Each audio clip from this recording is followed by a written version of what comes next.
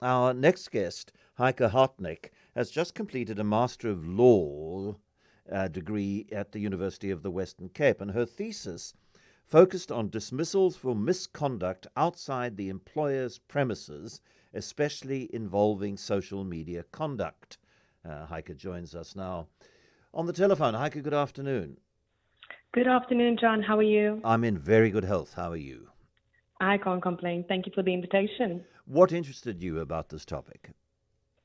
Considering the recent pandemic that we all experienced, there has been a lot of issues and increased misconduct relating to working hours becoming a suggestion to employees that being not adhering to the required working hours because of the work from home policies that developed after the pandemic.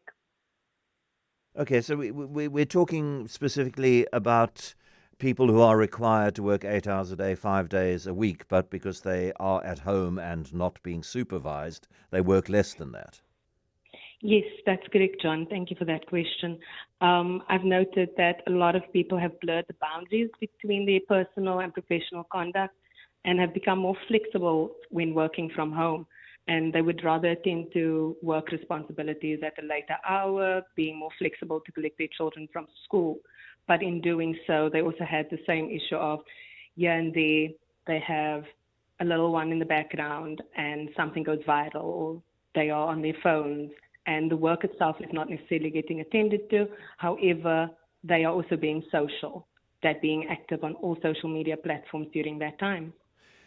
So the law governing the relationship between employer and employee was written at a time, A, where we weren't in the middle of a pandemic, and B, the opportunity to be on social media the way we have the opportunity now, that wasn't around. So the law wouldn't have catered for those specific situations.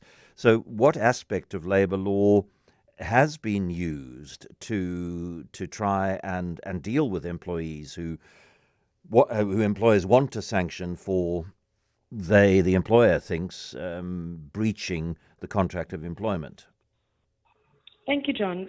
What I've noted is that not only does our labor law, that being the Labor Relations Act, govern dismissals, more specifically in the Code of Good Practice, but there are a lot of gaps specifically with regards to social media misconduct, and it's not regulated to such an effect. The legislation that South Africa currently has does not define social media misconduct specifically, and employers and employees are both unable to determine under which circumstances dismissal is an appropriate sanction for social media misconduct, which some might say is obvious. However, there are many who either are unaware or just don't know what rights they do have when it comes to being dismissed for social media misconduct. Is there quite a lot of case law on this? I mean, in the sense that a number of people have been dismissed for the sort of thing we have been talking about, and I don't know whether they've taken that to the CCMA, what the CCMA has decided, whether it's gone to the Labour Court, and what the decisions have been like there. I have noted that over the past few years, there have been a few matters that have gone to the CCMA. And upon completing my thesis and submitting it for examination, I came across recent cases where social media misconduct has taken a larger toll on employees as well as employers. And unfortunately, I was unable to explore that topic or that case at that time, considering my submission. But it is more prevalent, and there's a lot of gray areas and gaps in our law which has been brought to light, which I think necessarily does need to be included and either amended or supplemented to that effect. If you said to me somebody's been dismissed for social media misconduct, my understanding of that would be that somebody had said something on social media about the company for which they worked, or about the politics, or they'd said something misogynistic or homophobic, or posted something which was out of keeping with the values of the employer for whom they worked. But you're talking about something that's not that, or not only that. You're talking about dismissals for being on social media when you are supposed to be working. Yes, in addition to bringing the company into disrepute, it's also your conduct after working hours while on social media.